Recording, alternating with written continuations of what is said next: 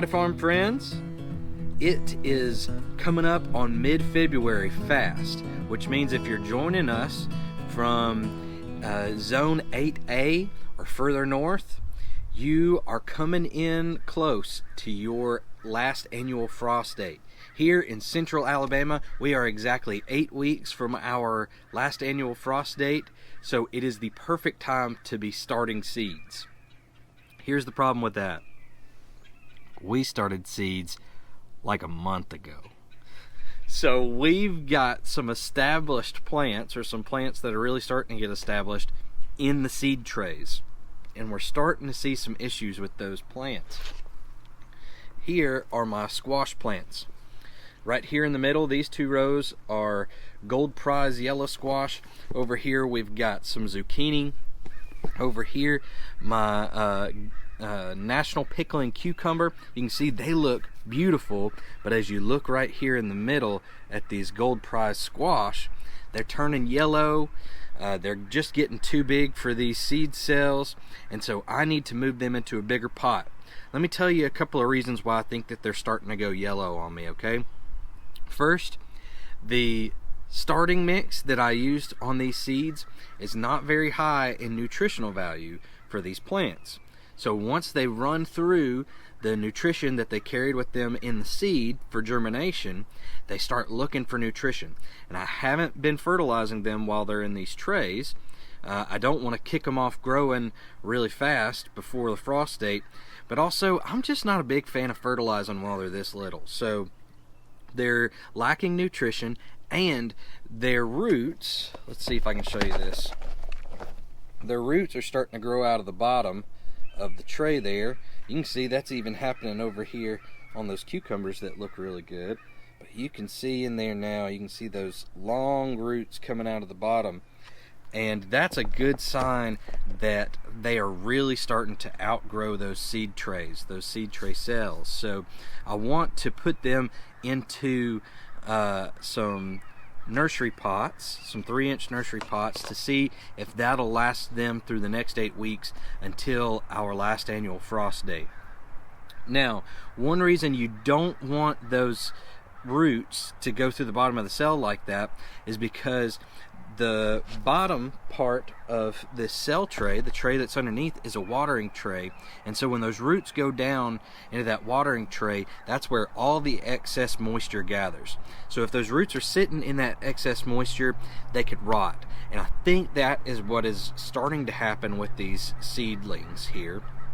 I think that the roots are starting to rot and they're running out of nutrition in the soil. So we're going to take care of both of those issues today by putting them in a decent potting mix inside of these nursery pots, so that they'll start getting a little bit of the fertilizer that's mixed in there, and so that their roots will have more space to grow out. It'll also help with transplant shock potentially. Whenever we move them out to the garden, they won't be root bound in their cell quite as bad because they'll have some more space to grow.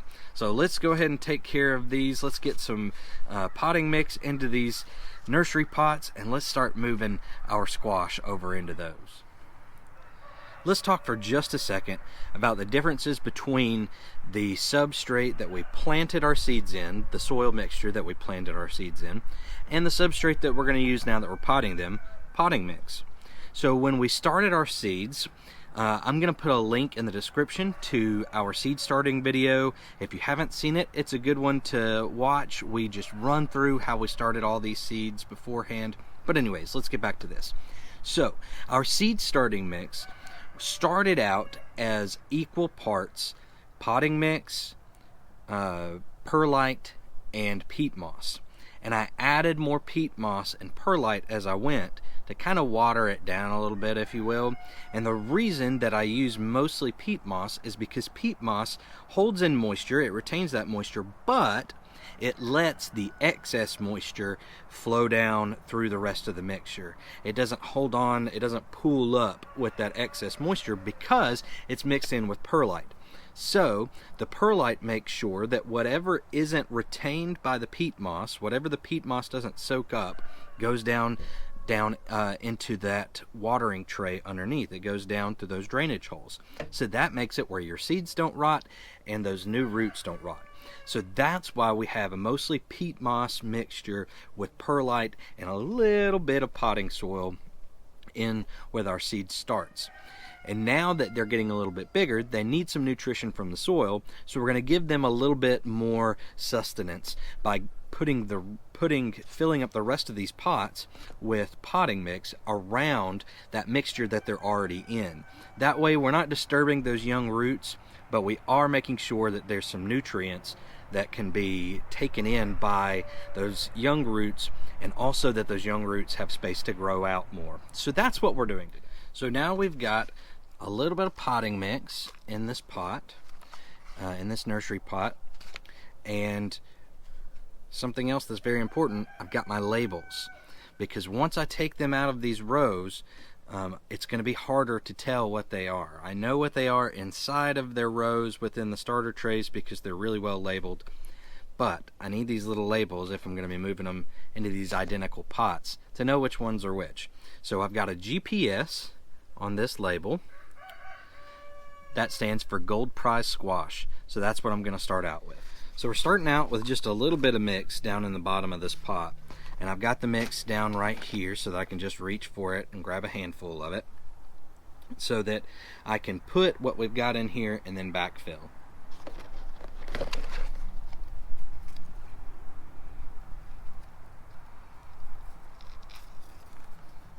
So I don't know if you can see this. These trays are great. You can just pull them straight out of there. So you can see that those roots are just all sorts of wrapped all over that soil cube. So it was definitely time to get these things out of there. We don't want them to get too root bound in there.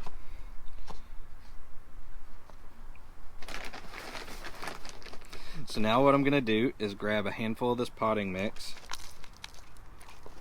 and just kind of put it in. And I'm going to break that up just the tiniest bit.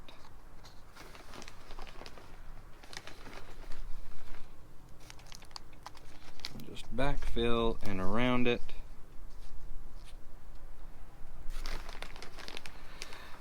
And I am going to go ahead and push down a little bit on this soil, tamp it down just a bit to try and give the stalk of that seedling a little bit of support.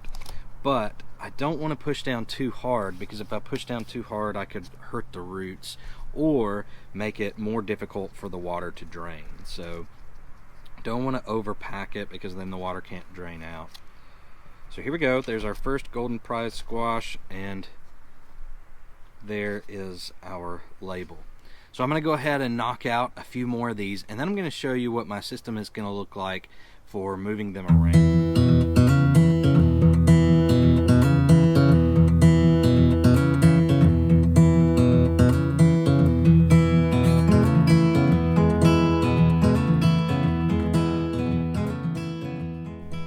Alright, so I wanted to show you something real quick. Now, something I did when planting these seeds, when I sowed these seeds in the starter kits, starter trays, is that I planted 2 seeds per cell. I did that with the idea that I would either pinch back the weaker of the 2 seedlings, or I would separate them. I waited too long to separate them. But I want to show you what it looks like when 2 of these are separated. Now, so what I've done is just dunked this over and over again into this pitcher of water until the seed mixture kind of dissipated, and so I was able to show you what it looks like when you pull them apart. Now, in pulling them apart, I probably damaged the roots here. So we may not get any more growth out of these 2 seedlings. I just wanted to show you what those roots look like when they're not in the soil, and let you know that what I'm probably going to be doing with the rest of these is just planting them into these pots, and then later on today just picking which one I want to continue, which one I don't, and I'll just pinch off the tops of the weaker of the seedlings. But that's what they look like. I'll go ahead and put these in 2 different pots. This one's kind of busted up, so we'll give it a shot. Maybe I'm no better than the man who pays $1 for a fee. Maybe I'm no different than the ones who are running all of this. Well, I'm just searching for a peace of mind, and I'm just a traveler passing through for time.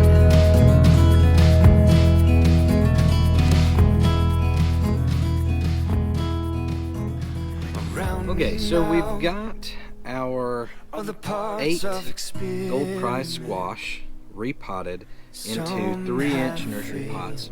So now they've got enough space for their young roots to reach out a little bit more and grow. They're also in a potting mix that has a little bit of nutrition built in there for them, so they should be able to get that nutrition too. So I think both of those things are going to help an awful lot with this yellowing that I'm seeing. Now, as I was picking through these and putting them in, I noticed they're honestly not as bad as I was thinking that they were. They're yellowing a little, but I think that they'll pick right back up and keep going. I think that I caught them at a good time to repot them. Now, you might have noticed I went ahead and pinched off a seedling out of most of these. There's really only one more that I need to do that with. And the reason I did that is so that I wouldn't chicken out later and leave them, because they are beautiful seedlings, and I hated to kind of arbitrarily pick out one or the other, because honestly, they all look good. They all did well. And that is a testament, I really think, to getting good seeds, high quality seeds from a good company that takes care in how they manage their seeds, how they test the germ rate and all of that stuff. Now, the trays that I used to start these in and the seeds almost all came from Haas, and I'm wearing the Haas hat. We don't have any affiliation with Haas. I just like their stuff. And these seeds, very high quality. I have no complaints at all. I think I may have had one seed out of this bunch that might not have germinated. And honestly, it may have been that one of the seeds just didn't make it in there. So one of the cells may have been one seed instead of two. So I'm super excited about the germination rate, the way that they've started growing, and now that they're in these pots, I think they're going to do great. I wanted to show you real quick this little basket that they're in. It's pretty perfect for these 3-inch pots. They could even be used for 4-inch pots, I think. And you could get probably 8 of those in here as well.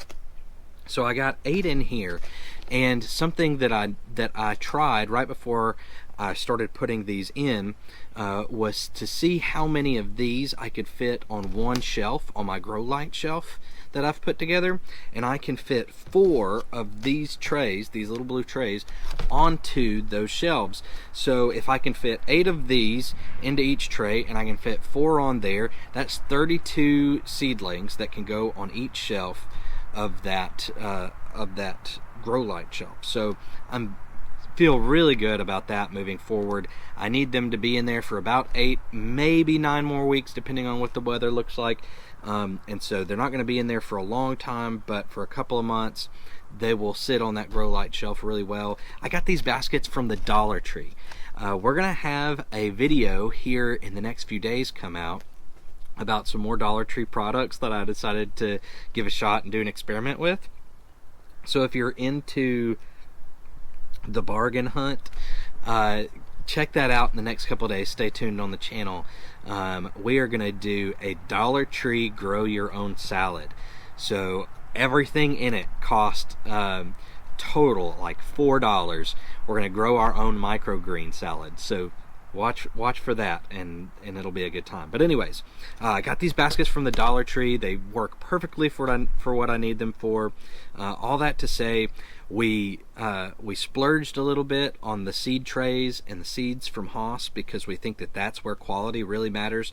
Stuff like this, like the basket that they're going to go in, that's where I'm willing to really go for the deal there. So if you want to do bargain hunting, I would suggest do stuff like that. Your shelves that you put them on, the baskets that you use, that sort of thing, the systems, that's great for bargain hunting. But as far as your seed starters and your seeds themselves, that's where I go ahead and splurge and spend what I need to spend, because I really think these are great starts, and I think that the reason that they're great is because they came from good seeds, and I used a very good high quality seed starter. So make sure that you keep that in mind. Look, Dollar Tree has seeds too, and we're going to test some of those out here in the next couple days. So who knows, maybe I'll eat my words. I do have some friends that swear by the Dollar Tree seeds, so but I'm gonna stick with Haas and Baker Creek and folks like that for a while anyways, until I'm proven wrong enough to where I'm willing to take the chance. So these are the seedlings that I decided to go ahead and pinch off that came out of those seed start trays. These were the second seed starts for each one. They're not going to go to waste. They're going to go in with our lavender Americanas, help get a little bit extra in terms of vitamin A, especially. We're always looking for good sources, natural sources of vitamin A for our birds, because it's very important when breeding chickens. So don't worry, these are not going to go to waste. These extra nutritious seed starts are going to go to those chickens, and they are going to be some happy hens today, let me tell you. So while I'm out here and I've got everything set up for repotting, I'm going to go ahead and repot a few more things. I'm going to go ahead and repot my zucchini that I've got going. I'm going to take a look at my beans and decide if I want to repot those. I planted contender bush beans that are a great green bean that I really like, and those are doing very well, so I think I may go ahead and put them over into some other pots just to make sure they've got everything that they need for the next couple of months until we can plant in the garden. So let's repot those, and then we'll go inside and I'll show you the setup for how we're going to finish raising these out.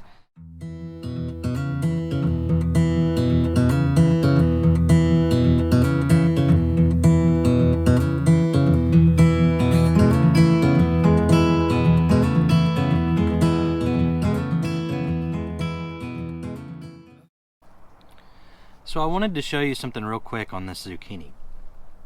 Can you see how these leaves are different from these leaves?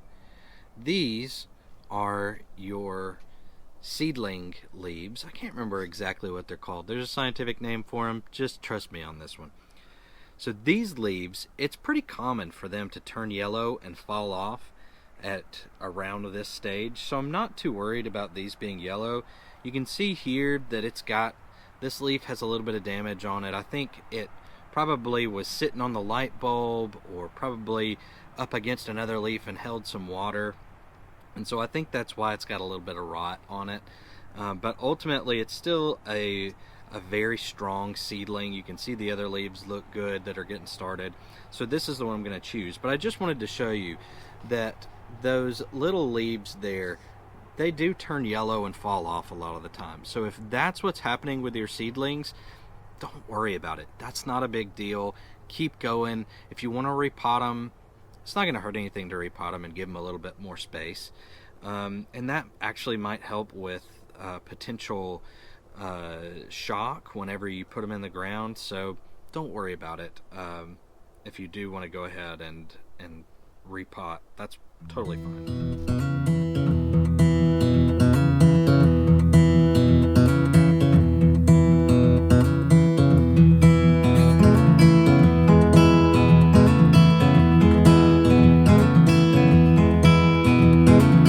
Come to find out here on the road, so many men retired. There we've got our repotted 8 zucchini. So super excited about these. This is what the folks at work asked for, especially my friend Maggie. She said these are like the only vegetables she eats. Whenever I asked everybody what they would want me to share with them, so zucchini it is. So it's been about a week since I potted everything up, what you guys saw earlier, and I wanted to give you a little bit of an update as well as show you the system that I'm using for my grow lights and moving stuff outside for kind of super early hardening off and that sort of thing. I just like seeing plants outside. Anyways, so I'm doing a quick update and showing you guys what my system looks like. And as you can see, things are doing just super well under the grow lights in here. These are the zucchini that I was worried about. Those are the gold price squash that I was worried about.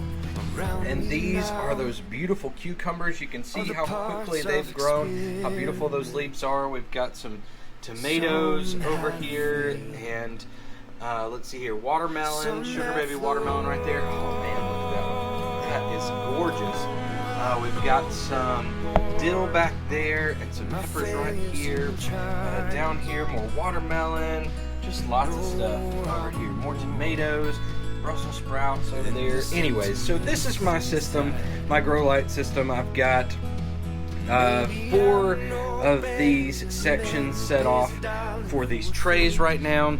And I showed you the trays earlier. They fit 8 of our pots, of our 3-inch pots that we're using right now. And as you can see, I mean, these plants look real happy, y'all. I am super pumped, so glad that I repotted at the right time, because I really think I caught them just at the right time before they started going downhill. And as you saw with that look at them, I mean, they look super happy and healthy. I do think part of that is because I've been taking them outside almost every day. It's very easy to do with those Dollar Tree trays that I have. You can also bottom water in those trays. I wouldn't suggest doing a whole lot of bottom watering with them, maybe just a little touch-up watering. But I think that they are looking great. They're super healthy, and so I am super excited about this year's spring garden. So thanks so much for hanging out with us today on the Head Family Farm. If you enjoyed this video, go ahead and subscribe to our channel. See what else we got going on. What have you got to lose, right? So we are going to have some awesome stuff coming up in the next few weeks. We're just a few weeks out from our last annual frost date, which means we will be taking the pigs off of our garden plot and planting all of these beautiful seed starts. So hang out with us, see what happens. Go ahead and hit that subscribe and like button, and we look forward to seeing you next time. Thanks so much, farm friends. And I'm just a traveler passing through for time.